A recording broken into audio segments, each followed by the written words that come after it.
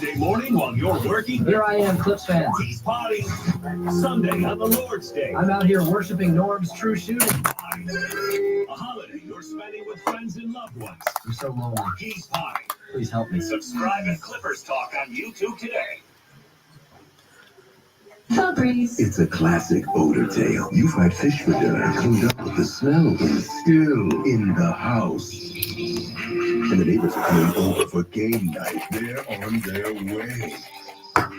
And then you spray Febreze Air Mist. Febreze Air starts working instantly to fight even your toughest odors, so you go from fish to fresh like that. Now all you have to worry about is Pam.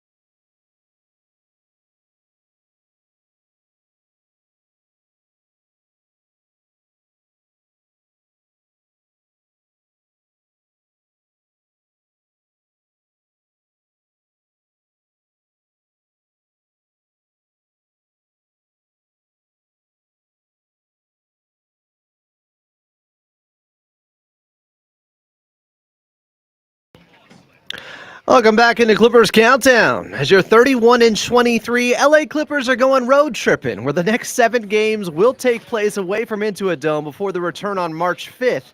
Starting today in Milwaukee against the 29 and 24 Bucks, who have lost 6 of 10 heading into the break, but with less than 30 games left in the season for both teams, expect both squads to hit the final stretch with a sense of urgency, the kind we saw from the Clippers after being down by 20 in Utah in their final game before the All-Star break. He controls on the near wing. Gets a screen from Norm. Bounces it, Norm. Left-handed layup on the Simmons dime. And the Clippers within 5. Ben Simmons dissecting this Utah defense tonight. Clippers on the run. Harden far wing. Open for 3. Yes! James Harden pulls the Clippers within 2. Harden in between the circles, a right-handed dribble. Luke in his airspace, a step back 3. Bottoms! James Harden with 31. Bounce at Simmons, right corner, Batum 3. Rattles in. Nico from the corner, and the Clippers up 3. Norm's season high is 39. He's got it left wing with 38. Crosses left hand, drives, Euro steps, layup, 40 ball! Norman Powell bringing the heat to Utah. 119-114 Clippers. A minute to go in overtime. After being down 20 and 16 with just 16 minutes left, the Clippers manufactured one of their best victories of the season, thanks to 41 from Norman Powell and 32 from James Harden in 50 minutes on the second night of a back-to-back, along with some key plays by new Clippers like Ben Simmons. Here was Coach Lue post-game on the effort. They gutted it out, to get this win, knowing going into All-Star break was going to have some time off, and so they wanted this win bad. And so you don't want to play our guys that many minutes, but this was a huge win for us, being down 20, like you said. And we went small. I thought Ben and Bogdanovich came in, did a good job. So just, total team effort. But like I said, James and Norm wanted to play and wanted to finish the game, and so we was able to do that. Now we'll see if they can carry over any of that momentum from over a week ago, and if this team will be charged up with some fresh legs for the last leg of the regular season journey. Tip time from Milwaukee for the Clippers and Bucks is just about 60 minutes away. Coming up, we got Coach Lue on the pregame show, plus La Murray. But up next, it's your radio voice of the Clippers and Carlo Jimenez, as you're listening to the Los Angeles Clippers Audio Network.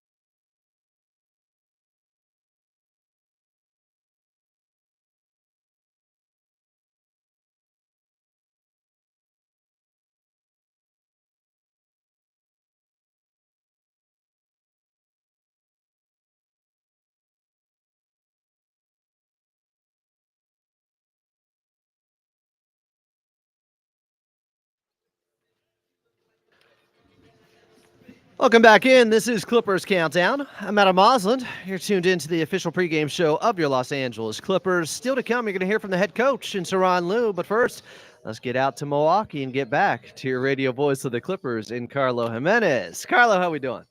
I'm good, Adam. It is good to see you. Good to hear from you. And it is good to be back. A long break. Felt like sometimes it would never end, but yet at last, basketball returns for your LA Clippers. And what a better way to start, Adam, than hit resume on an 8-game road trip? Why not? Big one tonight in Milwaukee against the Bucks. But before we get to them, let's talk about that 20-point comeback. Another hashtag comeback Clips victory right before the break over the Utah Jazz with a final score of 120-116 just about a week ago. It was, underscoring how this Clippers team has been built all season long. They are a character team, and that was a character-revealing victory where you could have a foot out the door. You could have a little bit of senioritis. Another team from LA had just lost in Utah the night before, but the Clippers did not give in. Down 20 and showed a ton of heart late, Carlo. They really did. I mean, like you mentioned it, this is the oldest team in the NBA. They have every excuse to say, you know what? Late game on the schedule. We've lost 11-12 in Utah. This hasn't been a place where we've been able to win. Second night of a back-to-back right before the All-Star break. I mean, you had them lined up if things didn't go their way.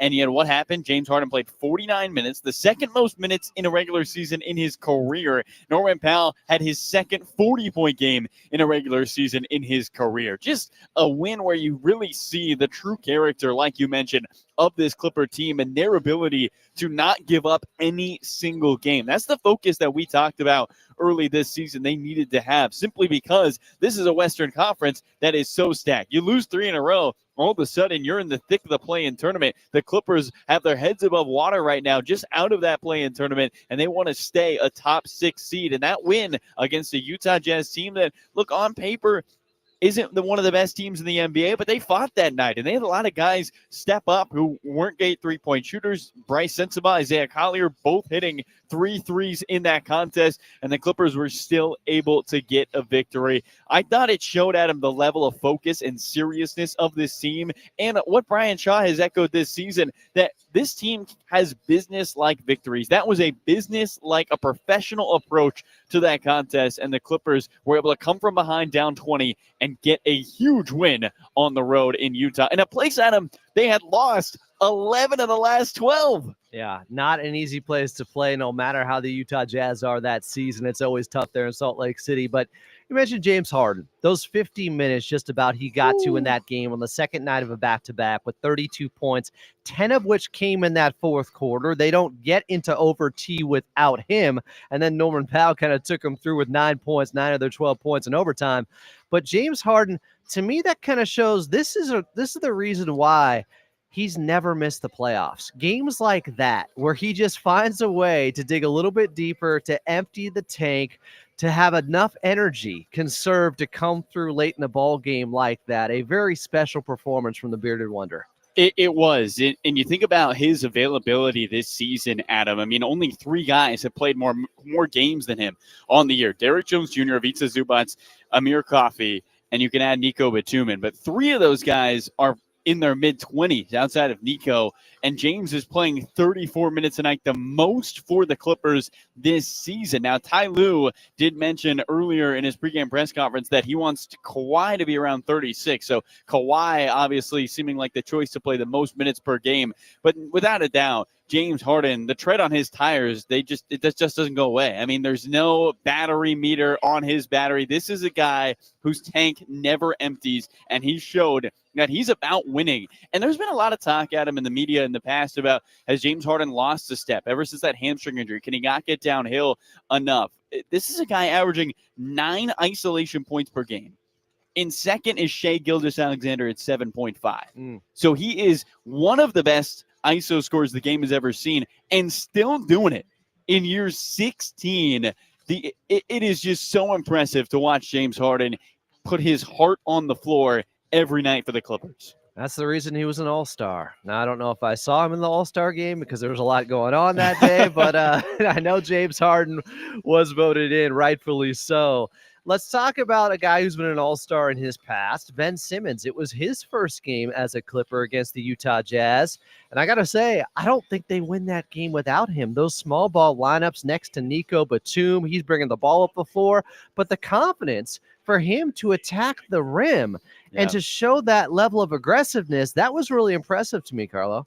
It really was. I mean, his ability to be the comfortability, I think, is what we both talked about. He looked like he had played in that system for a couple of years with the Clippers. He was racking up assists in that game, 6 of them, 8 rebounds, 3 steals on the defensive side. He was active.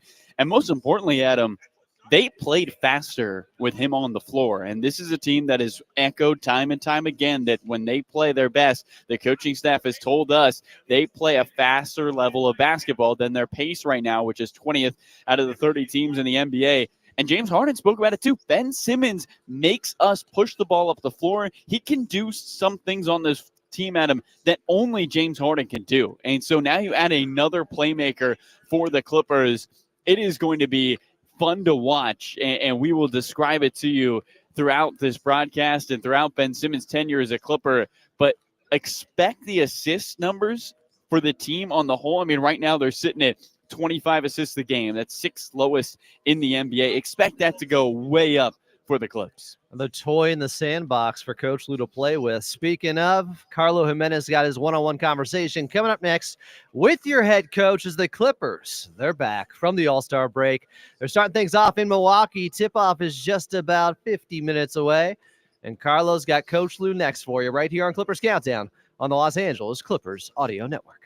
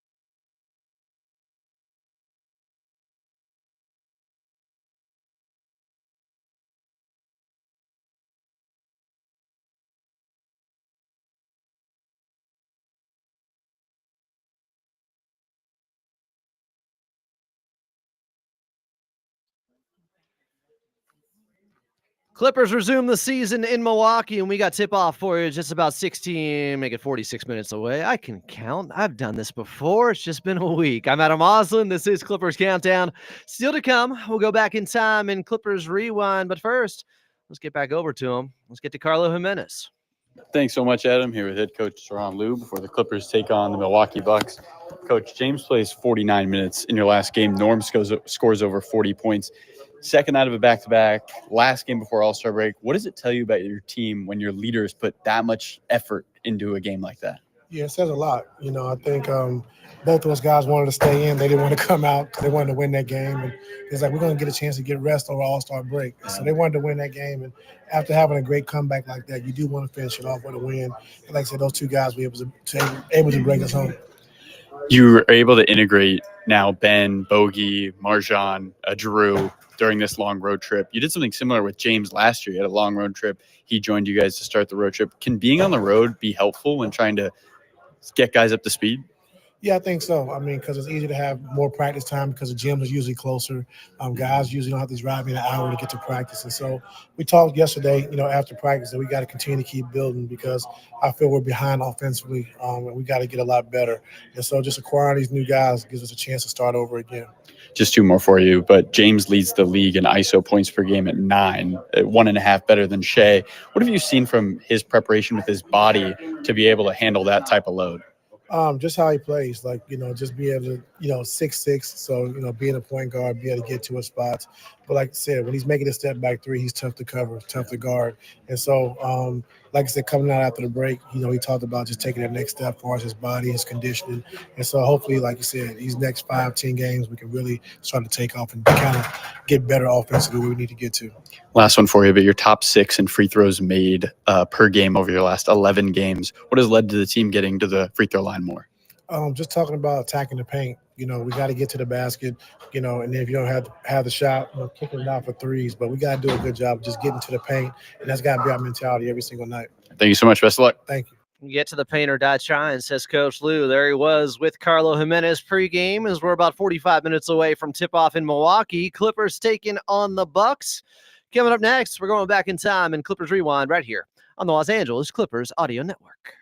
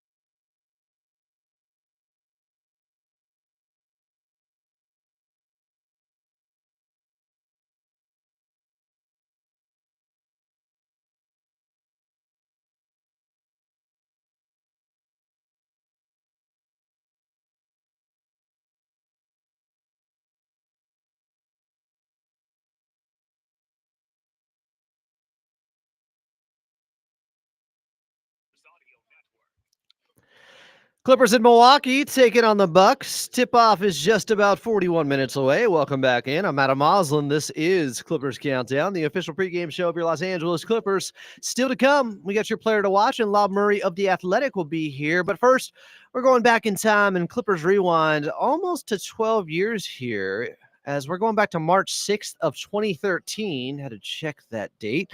When Oz the Great, the Powerful was #1 at the box office, and the Harlem Shake was #1 on the Billboard charts. You saw like the Miami Heat, I remember, had a big viral video with Birdman in there. The Clippers, though, I would say they were the greatest show on the court as Lob City was in full effect against the Milwaukee Bucks. Griffin runs to the rim. Jam to Jordan. That was as crazy as anything I've ever seen. Blocked by Griffin.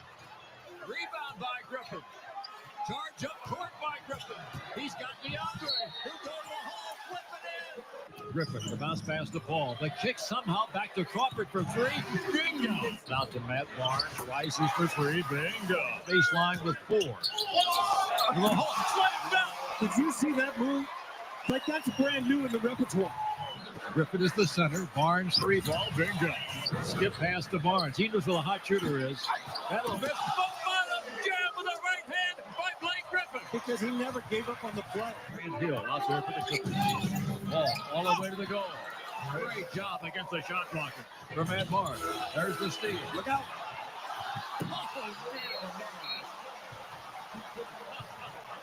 Blake's laughing because he didn't know what he was going to do.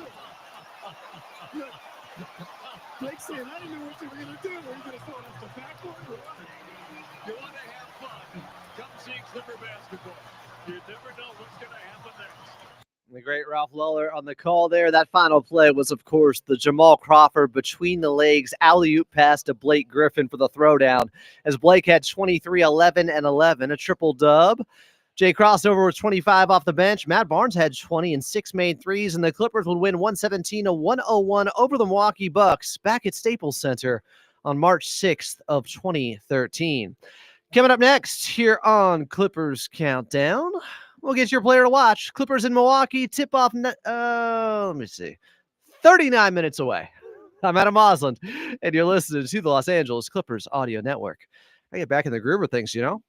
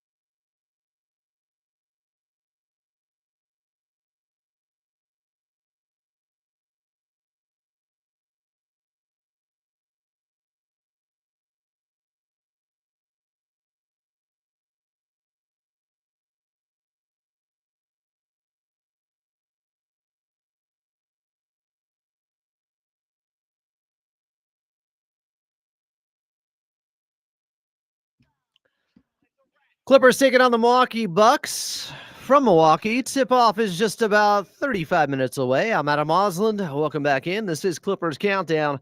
Still to come, we got Lob Murray coming on from The Athletic. We'll also get to your injury report. But first, This is LA Clippers basketball. Watching this guy play right now is really something. Players to watch.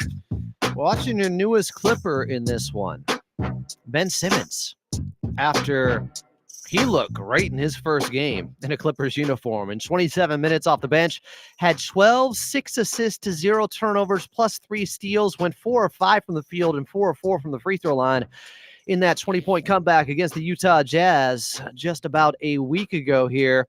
I want to see what he can do for an encore and what small ball lineups are going to run out there tonight against Milwaukee with Kawhi Leonard in the mix. He hasn't played next to Ben Simmons so far. So this is going to be interesting. I want to see if Ben Simmons can keep that high level of confidence up that we saw against Utah, where he's getting downhill, attacking the basket, just making defensive players pay because, well, he has physicality if he uses it. He's big enough to punish guys. That play against Filipowski, where he just went right through him in Utah, that was special. So I want to see him stay aggressive out there. Ben Simmons, my player to watch. Clippers in Milwaukee taking on the Bucks. Tip-off 34 minutes away. And up next, we got your injury report right here on the Los Angeles Clippers Audio Network.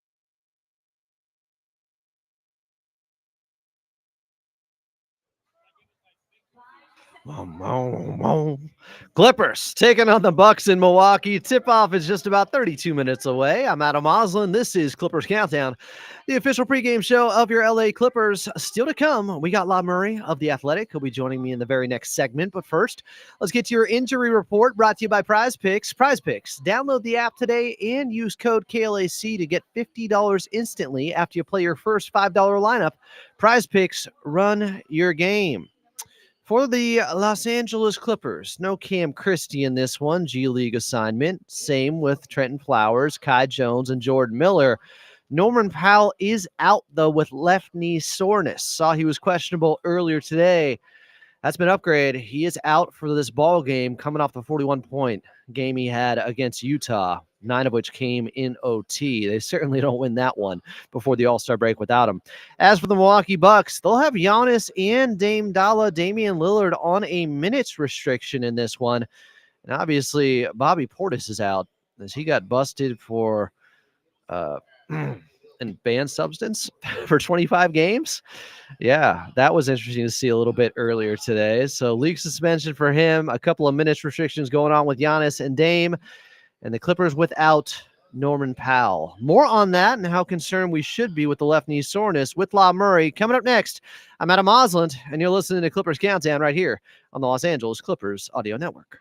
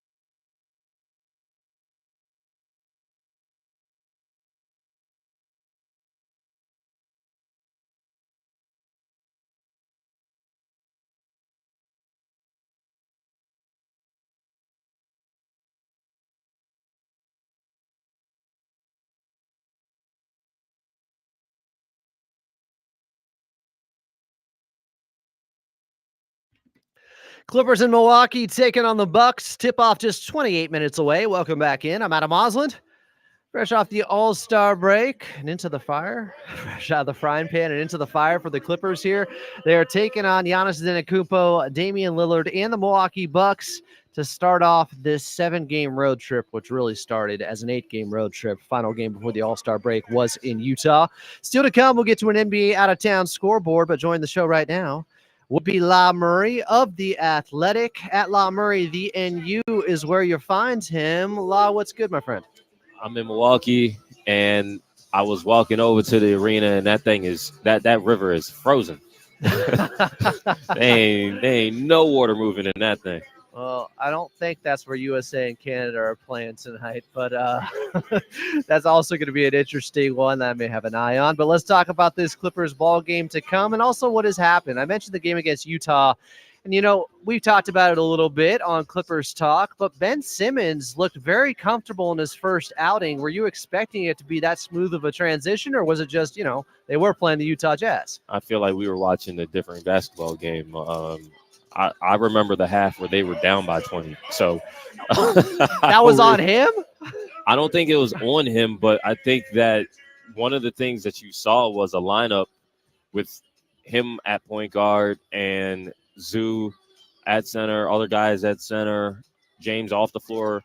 Those lineups did not work at all on Thursday. And I think that for this to kind of work with Ben as the quote-unquote point guard as much as T. Lue and as much as Ben probably would want, they need to get better with those lineups. What worked was when Ben was on the floor with James and without Zoo. I thought that spurred the comeback. I thought Ben played great. That's where Ben was at his best, and that was a real catalyst for how that game changed. But before you got that, you got some really difficult lineup decisions and some rough results, and you hope that starting tonight, perhaps those lineups where James is off the floor and Ben is on the floor, and being out there with another traditional big, if you will, you hope those work a little bit better. That is the part that's going to take some time, and I'm eager to see if we get some tangible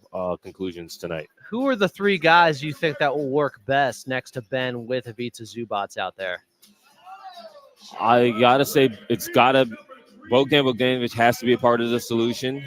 Amir Coffey and Nico Batum. Honestly, I mean, you're talking about three guys who are going to be asked to catch and shoot in a variety of ways, in the corner, coming off a movement, in transition, because that's going to be a big part of anything with Ben is pushing the pace and getting guys looks when the defense isn't set. So, I mean, that's kind of more or less your second unit of guys. And so if that's going to be how you line up with Ben as a true point guard and Zoo out there, those are the guys it's probably going to work the best with. Hey, they have some real size there. If it's Ben, Nico, and Big Zoo. We know no Norman Powell in this ball game. He's out, as you reported, with left knee soreness.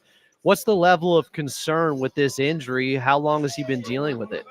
Well, it sounds like this was an issue before the All-Star break, and it sounded like they were going to hope that it wasn't going to be an issue at this point, and it's an issue. I feel like this is going to be a day-to-day thing. He's on the trip. He dressed for practice. I was at practice at a prep school in Milwaukee yesterday, and everybody was on the floor to start. But this was probably one of those things where he practiced. They did whatever. It did not sound like practice was super smooth yesterday for anybody. Lue offered on his own that guys were tired yesterday, and I just feel like this is going to be a thing where they hope that with another additional few days, he's not playing tonight. They don't play again until Sunday, and Sunday is a front end of a back-to-back as well. The lineups are just going to be weird, I think, until they get to Chicago next week, and so we'll see how it goes. It doesn't sound like a great concern. Again, he was downgraded to questionable, then ruled out, and again they've had days off. They're going to have more days off, and it sounds like they're hoping that he'll be okay soon enough. But the team has not been super great without Norm, and the last time he missed a game was that Toronto game, and the offense was terrible. Kawhi did not play well against, or let's just put it this way, the Clippers did not play well when Kawhi was on the floor against the Bucks in January. And so it'll be interesting to see where the offense comes from. I will say that the team is probably better suited to have Norm not be there now than they were when they were going through this at the turn of the month and prior to the trade deadline. How do you expect Kawhi Leonard to look after over a week without playing a basketball game? After for a while there, he played 9 games in 18 days. There was sort of a rhythm to it. How do you expect him to respond? He's only played 15 so far. I mean, no one needed this break more than him, and a lot of guys needed the All-Star break, but no one needed it more than Kawhi. Kawhi got through that stretch. I thought it was a success, just the fact that he didn't have any flare-ups. He didn't have any aggravations. His minutes increased, and you know what? As his minutes increased, his performance started to get more inconsistent, and so the hope is that he can, where his level is as far as the minutes go. There's still more time to increase his minutes to 36, which is what Tyronn Lue wants to do.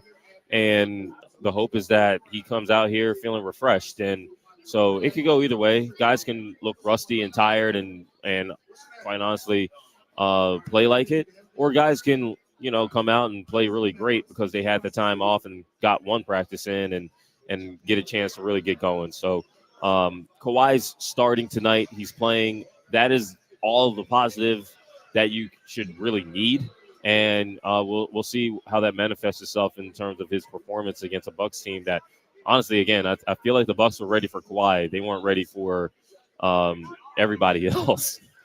The Clippers over the last 10 games, I was looking into some of the data recently. Teams are shooting their highest percentage from 3 against them over the last 10 games heading into the All-Star break at 40.4%.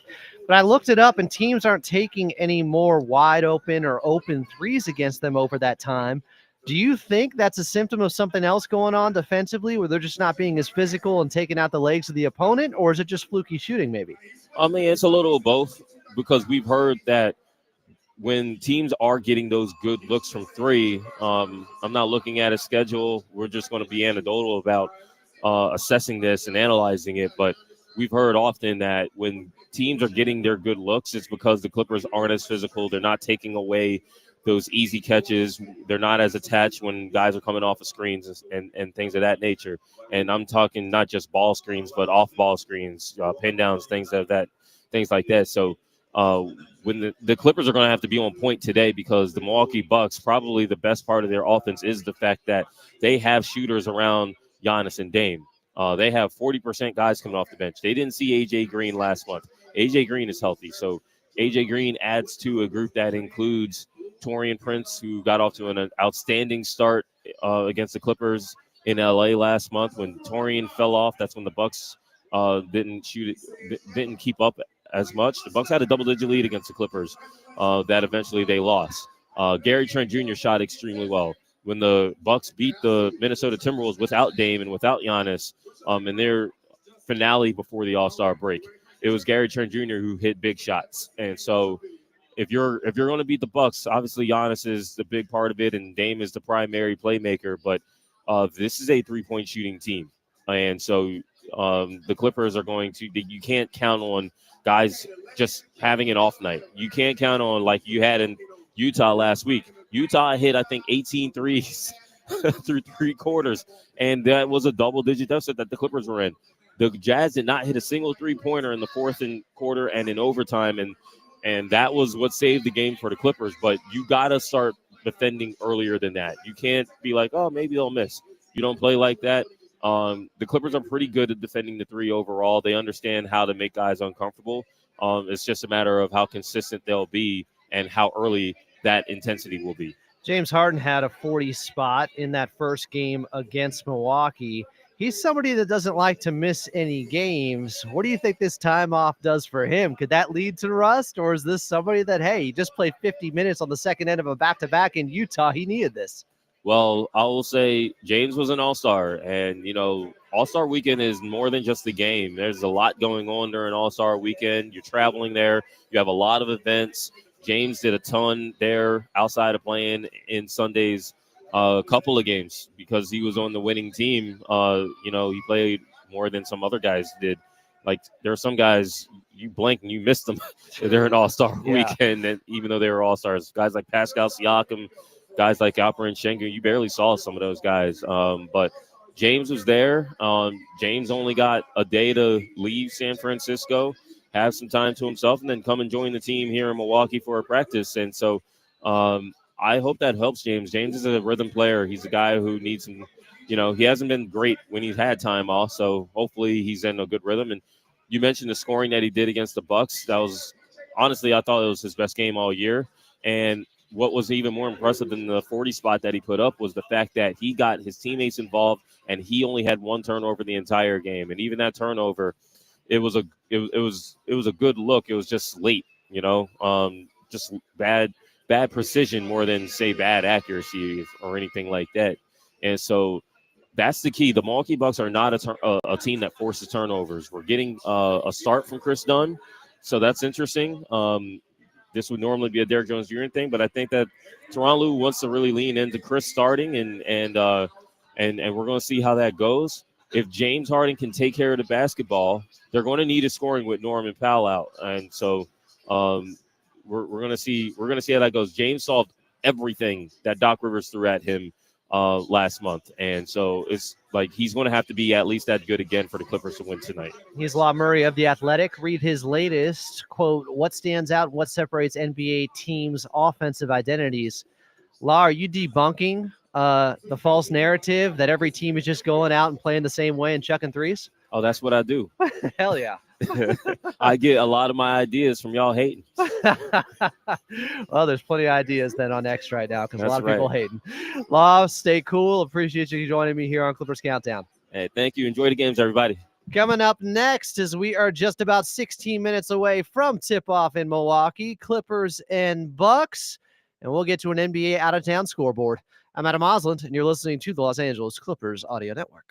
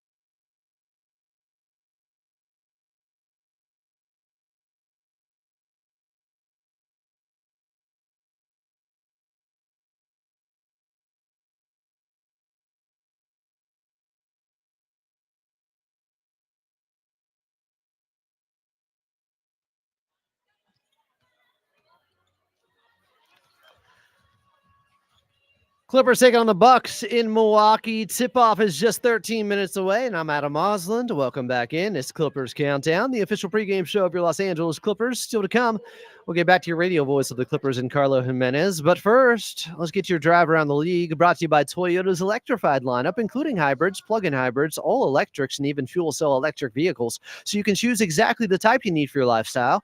We make it easy. Right now, 7 minutes left in the second quarter, and the Boston Celtics are up 52-38 on the Philadelphia 76ers in Philly, man, with Joel Embiid back. But Peyton Pritchard has 15 points already. Embiid with 8. Boston up 52-38. 7 minutes left in the second quarter. Same spot in the game in Indiana, where the Grizzlies lead the Pacers 44-41. Triple J, Jaren Jackson Jr. has a quick 10 points. TJ McConnell has 7 for the Pacers. Coming up later tonight, Spurs will be hosting the Phoenix Suns. Get well, Victor Wembanyama, and the Denver Nuggets will be hosting the Charlotte Hornets. Clippers in Milwaukee taking on Giannis Antetokounmpo and Dame Dalla. Coming up next, back to Carlo Jimenez right here on the Los Angeles Clippers Audio Network.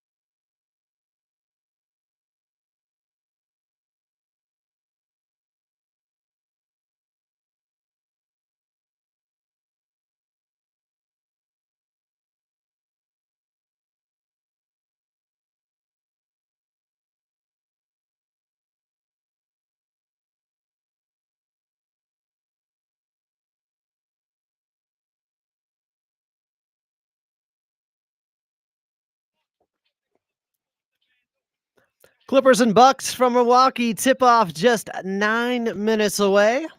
Welcome back into Clippers Countdown. I'm Adam Moslin. Coming up, we'll get your keys to victory. But first, back over to Carlo Jimenez from Milwaukee. All right, Carlo. So where's this Bucks team been? I know the state of the Bucks is they've had some injuries. They got guys on minutes restrictions tonight. They're 4-6 in their last 10 games. They were missing Giannis for some of those games. Just give me the lowdown on Milwaukee and what's been going on there with this Bucks squad. Adam, I think you can't talk about Milwaukee right now without talking about the suspension of Bobby Portis. I mean, their sixth man of the year out for 25 games of the final 29, 28 or 9 for them. It's a huge loss for this team. And Doc Rivers was talking pregame about, we don't know where we are at. We don't know how we're going to tackle this. We'll figure that out today.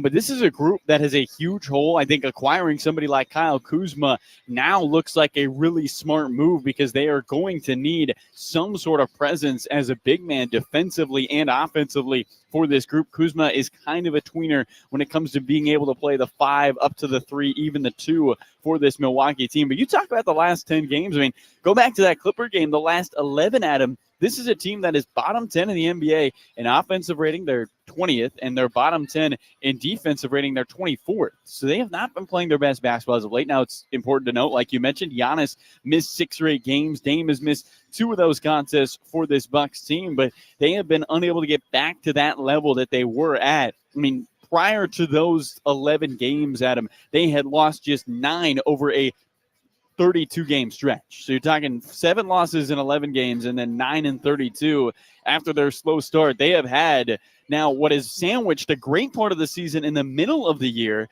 and now on the outside, a 2-8 stretch and a 4-7 stretch coming into All-Star break.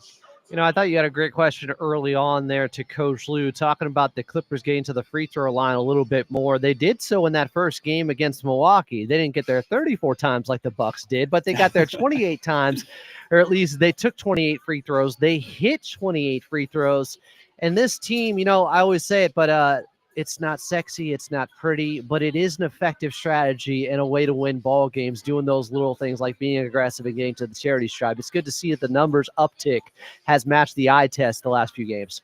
Yeah, I think the most impressive part of that, Adam, is they're not just making or attempting more, they're making more as well. Being top 6 in the NBA in free throws made over their last 11 games. This is a group that has made an asserted effort to get to the paint, to attack downhill. And I'll be honest with you, I think this addition of Ben Simmons is just going to add more to that. He is somebody who gets into the painted area, who sprays, who drives, got to the free throw line twice against the Utah Jazz. I mean, his game is an ability to get into the painted area and create from there as a point guard. And with his size at 6'10", being able to facilitate for this Clipper team. So excited to see Simmons and how his role continues to evolve with the Clippers. And we'll see if we get another peek of that here today. But you're never going to complain, Adam, about your team getting to the free throw line more. Coaches love it.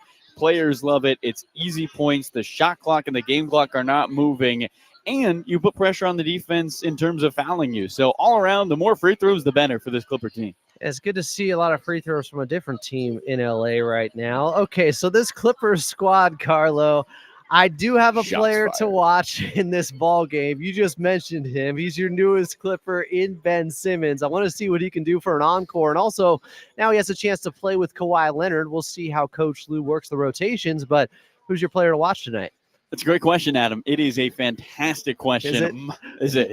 It always is, honestly. Did you miss it? You know, I did. Sometimes I wake up and I'm like, who's my player to watch? Wait till Adam asks me to think about it because that's the best time to pick. I want to be in the moment, on my toes.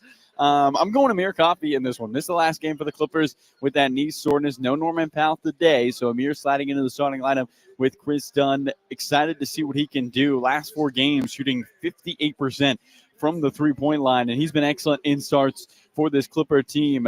With no Portis right now for Milwaukee, who, by the way, destroyed the Clippers last year in the 2 games he played them. He won them the game in this building, if you remember, from a season ago when the Clippers had a lead in Portis, and it could not be stopped on the offensive end. I think he scored 10 or 8 straight points for Milwaukee.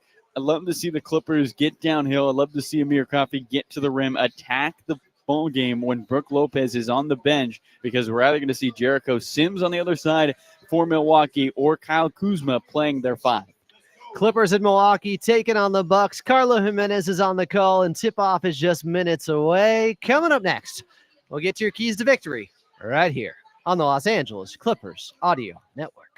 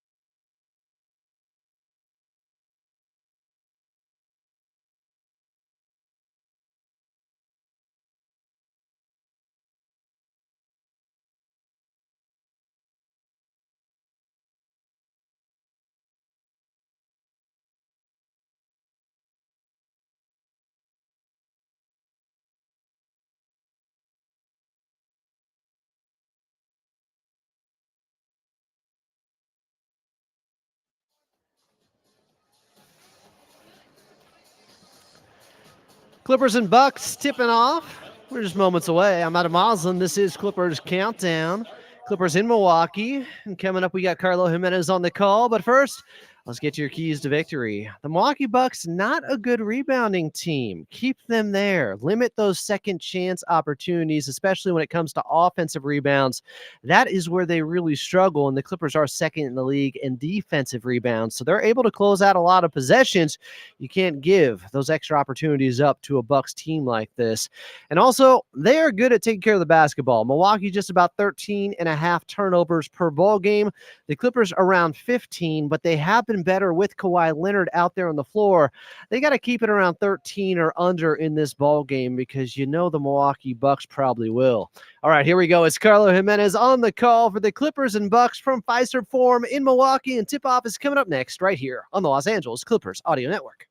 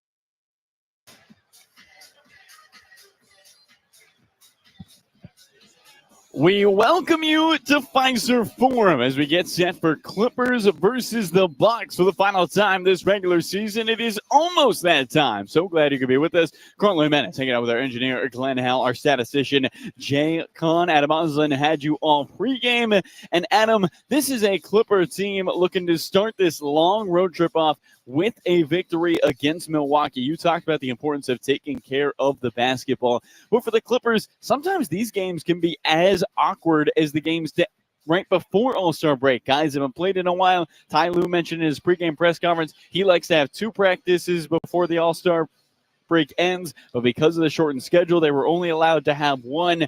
How much confidence does it give you knowing this team can come from behind, that no matter the start, it's the finish that matters? Yeah, we talked about it. That's the character of this team. They do not give in. They refuse to lose. And even in a game against Utah where they could have easily given in and said, it's just not our night, let's get to the All-Star break, they did not let that happen. Down 16 with 16 minutes left. Came back and won in overtime. So if they do get off to a slow start in this one, to your point, Carlo, I think it is advantageous for the Clippers if they're one of the teams that does that, because they know they can still battle back. It is still well within range because no lead is safe against this Clippers ball club. No, a game in which they just came back down 20 was the last one against Utah. Clippers trying to win 4 in a row for the 4th time this season and start this 4-game stretch all against Eastern Conference teams with a victory. The Clippers, the 3rd best record in the West against the East. All right, here we go. You heard the final buzzer. It's time to take our final break before basketball. And when we return, Clippers